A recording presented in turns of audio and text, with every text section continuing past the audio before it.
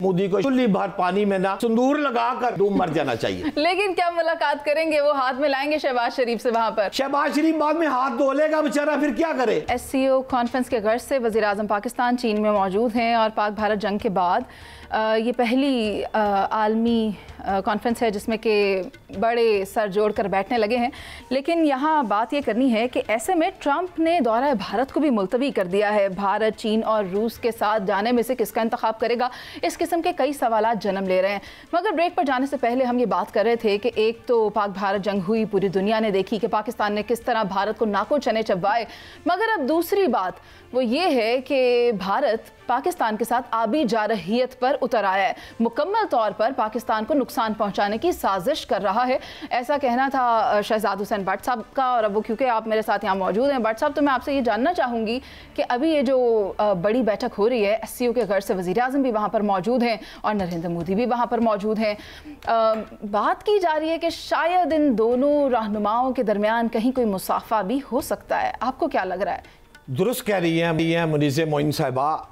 मैंने पहले भी ये कहा था कि पाक भारत जो जंग हुई उसके बाद उसको शिकस्त हुई, उसके बाद अब ये पानी की एक चाल चल रहा है, रोक रोक के पानी का प्रेशर बना रहा है।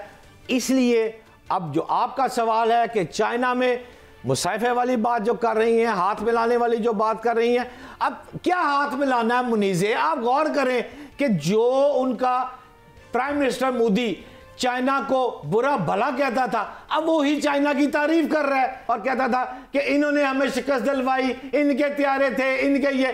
कहता चाइना दुनिया का अजीम मुल्क है।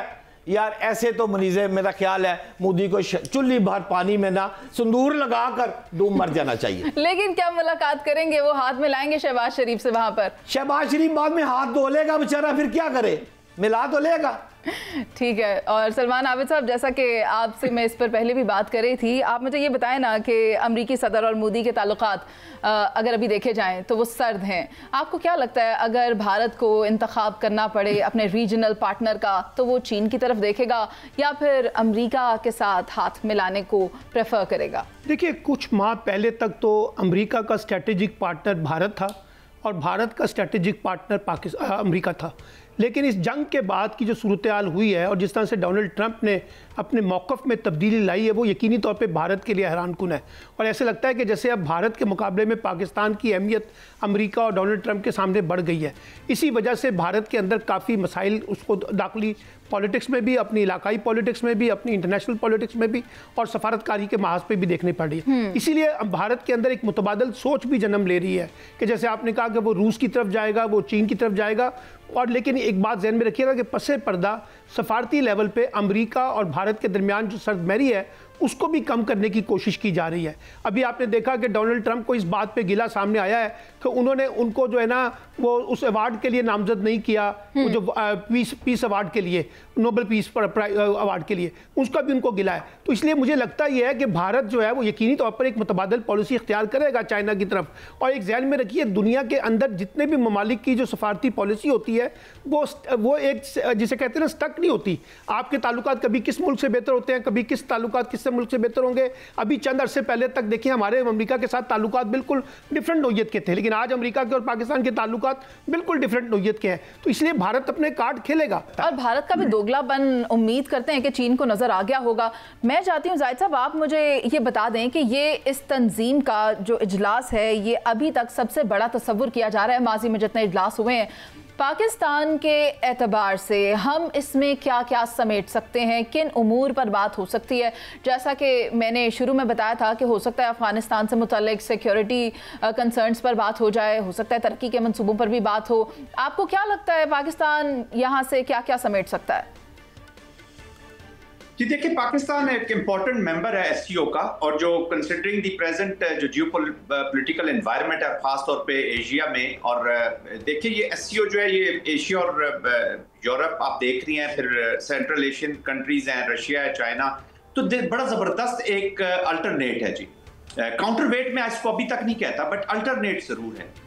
पाकिस्तान है सीरियस सिक्योरिटी चैलेंजेस, खास तौर पे जो टेररिज्म एमिनेट हो रहा है अफगानिस्तान की सरजमीन से, और हम जो विक्टिम हो रहे हैं प्रॉक्सी वॉर का बाय इंडिया, तो पाकिस्तान अपना जो मुकदमा आगे लेके जाना है। फिर दूसरा ये जो कॉन्फ्लिक्ट हुआ है जी बिटवीन इंडिया एंड पाकिस्तान, मैं सिक्योरिटी के पहले उस पैराडाइम में बात कर रहा हूँ। जो कॉन्फ्लिक्ट ये दो न्यूक्लियर कंट्रीज के दरमियान कॉन्फ्लिक्ट है, तो ये चाइना रशिया इन सब के लिए बड़ा अलार्मिंग होना चाहिए जी। और जिस तरीके से अभी आबिद साहब भी बात कर रहे थे और भट्ट साहब भी बात करते हैं कि जिस तरीके से इम्प्लीकेट कर रहा था इंडिया चाइना को, और जिस तरीके से इनका जो डिप्लोमेसी है, कैमिलियन डिप्लोमेसी जिसको हम बोलते हैं कि गिरगिट की तरह ये रंग बदलते हैं, this is no more a tactics of India, this is the very character of this state. ये याद रखिएगा। अब पूरी दुनिया में इस कैरेक्टर को देख रही है। अब हाउ डिप्लोमेटिकली कितने जबरदस्त तरीके से हमारा मुकदमा वहां पे पूरी दुनिया, जो काफी इंपॉर्टेंट 20-26 कंट्रीज तकरीबन वहां पे रिप्रेजेंट हो रही होंगी, सेक्रेटरी जनरल बैठे होंगे यूएन के, तो this is a forum but tactfully Pakistan ने उनको पेश करना है कि जी हम कैसे विक्टिम हो रहे हैं, और पाकिस्तान ने ये शो करना है कि हम कैसे टेररिज्म के खिलाफ, एक्सट्रीमिज्म के खिलाफ लीड प्लेयर हैं वर्ल्ड में, कैसे हमने अफगानिस्तान में सफर किया, कैसे हम कंट्रीब्यूट करें। और it can never be part of the Pakistan policy कि हम वीक करें इंडिया को थ्रू टेररिज्म और कश्मीर का मुकदमा लड़े। कश्मीर का मुकदमा और कश्मीरी लड़ रहे हैं, तो ये कश्मीर का मुकदमा जो है, ये सिक्योरिटी डोमेन में जो टेररिज्म है, इसको हम अच्छे तरीके से वहां पे पेश कर सकते हैं। फिर बायलैटरल्स है। फिर मोस्ट इंपॉर्टेंटली जी जो हमारे इकोनॉमिक, जो खास तौर पे चाइना के साथ और सेंट्रल एशियन कंट्रीज के साथ एससीओ का जो मेन पर्पस भी था ना जी, ये उस वक्त बनी भी तब थी जब ये रशिया का ब्रेक हुआ और ये स्टेट्स बनी, तो चाइना ने एक छोटा सा कंपटीशन चाइना और रशिया के दरमियान भी रीजन में चल रही है। बड़ी इंटरेस्टिंग ऑर्गेनाइजेशन है, जहाँ एनिमिटीज भी हैं, जहाँ कंपटीशंस भी हैं, यहाँ कोलैबोरेशंस भी हैं, यहाँ कोऑपरेशंस भी है। इसलिए तो मैं इसको अल्टरनेट कहता हूँ, काउंटरवेट कभी भी नहीं कहता।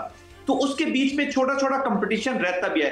तो हम सेंट्रल एशियन कंट्री के साथ हमारी कनेक्टिविटी, चाइना के साथ हमारी कनेक्टिविटी, और रशिया और अफगानिस्तान को हमें मेन सेंटर में रखना चाहिए कि जब तक अफगानिस्तान स्टेबल नहीं होगा, रीजनल कंट्री के जितने भी इकोनॉमिक, सोशो पॉलिटिकल ऑब्जेक्टिव्स हैं वो मीट करने में प्रॉब्लम्स होगी।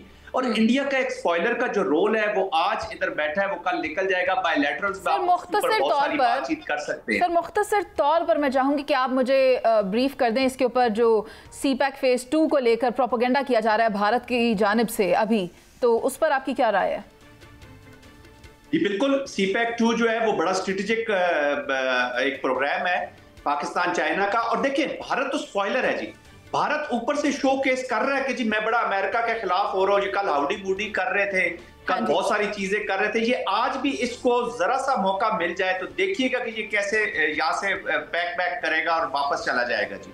तो देखिएगा ये इसको उसने तो स्कटल करना ही करना है, क्योंकि उसने शो, उसका भी एक कंपटीशन है विद चाइना, आल्सो एनिमिटी है विद पाकिस्तान। मैं समझ गई। तो सर आप यही कहना चाह रहे हैं कि भारत इस वक्त मौके की तलाश में है कि उसको कहीं से कोई लूप होल मिले तो वो फौरी तौर पर भागा जाए अमेरिकी सदर के पास और कहे कि अपनी रीसेट के लिए गया जी, अपनी रीसेट के लिए गया। इस वक्त आइसोलेटेड है, अपनी रीसेट के लिए गया है। और जिस तरीके से उनकी बॉडी लैंग्वेज मोदी की आपने वहां पे अगर देखी होगी, दैट्स क्लियरली स्पीक एक ह्यूब्रिस्टिक मोदी में और आज एक बेगिंग मोदी में बड़ा जमीन आसमान का फर्क है। दैट इज क्वाइट विजिबल अगर उनकी बॉडी केमिस्ट्री को ऑब्जर्व करें। सर सायरा बानो भी साथ हैं, उनकी भी राय लेना बहुत जरूरी है। सायरा जी आप मुझे बताएं कि आप भी देख रही हैं वज़ीर आज़म पाकिस्तान चीन में मौजूद हैं और बड़े रहनुमा दीगर भी चीन में मौजूद हैं एससीओ समिट के लिए। आपको क्या लगता है कि वहाँ पर क्या होने जा रहा है, किन मामलात पर बात होगी और पाकिस्तान किस तरह से वहाँ पर अपना रोल प्ले कर सकता है? मुनीसे किस तरीके से पाकिस्तान अपना रोल प्ले कर सकते हैं, अभी जनरल साहब ने इतनी तफसील से बताया, फिर सलमान आबिद साहब ने इतना तफसील से बताया कि इस वक्त जो वो कहते हैं कि इस रीजन के जो हालात हैं उसके लिए वो कहते हैं ना कि पहले तो हम कुछ ब्लॉग्स का सुनते होते थे, लेकिन अब यही है कि इस खिते में अमन के लिए कि जिन ममालिक का जिक्र किया उसमें इंडिया है, चाइना है और मेनली अफगानिस्तान के, मतलब इनको अपनी एक पॉलिसी बनानी पड़ेगी। मतलब मेरे नज़दीक तो honesty is the best policy है कि पॉलिसी बनानी पड़ेगी कि इस खिते में अमन कैसा हो। और उससे पहले भट्ट साहब कोई बात वो कर रहे थे क्या जी उसको वो ये हो गया, वो उसकी आंखों में खटक रहे। देखिए सियासत में तो होता रहता है, वो कहते हैं कि एक दूसरे के खिलाफ बयानबाजी करो, फिर उसके बाद आप इकट्ठे भी हो जाते हैं, एक पेज पर भी हो जाते हैं। और इस पे इतनी सेर हासिल गुफ्तगू हो चुकी है। और आबिद साहब की एक बात है, वो कहते हैं ना कि पहले हमारे अमेरिका से ताल्लुकात कैसे थे और अब हमारे ताल्लुकात कैसे हैं कि हम तो बिल्कुल ही जैसे वो कहते हैं कि करीब हैं।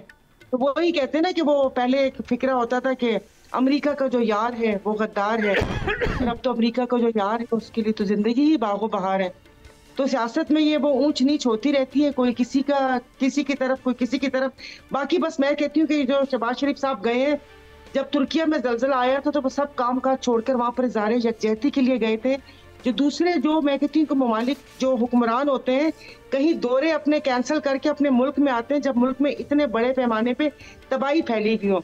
तो वो डिप्टी वजीर आजम भी तो थे हमारे इसहाक डार साहब, वो चले जाते।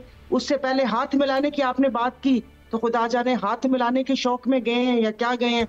बाकी अब आप कहेंगे गुफ्तगू किस तरफ लेकर जा रही है। जहाज में कुछ खाली सीटें थी तो सलमान आबिद साहब, भट्ट साहब और हम भी चलते, खाली तो जा रहा होगा जहाज।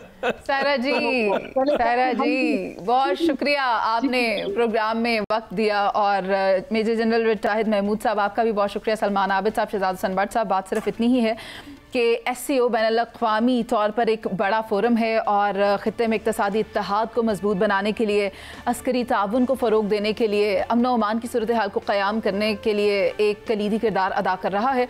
और ये इसी तरह अभी इसके कुछ सेशंस और भी होने हैं। 1 सितंबर को जब ये मुकम्मल होगा तो फिर उसके बाद इसके ऊपर हम मज़ीद तफसीली तौर पर बात कर सकेंगे कि क्या पाया इसमें और क्या खोया इसमें। अभी प्रोग्राम का वक्त ख़त्म हो गया, मुझे इजाज़त दीजिए। अल्लाह ने के बाद।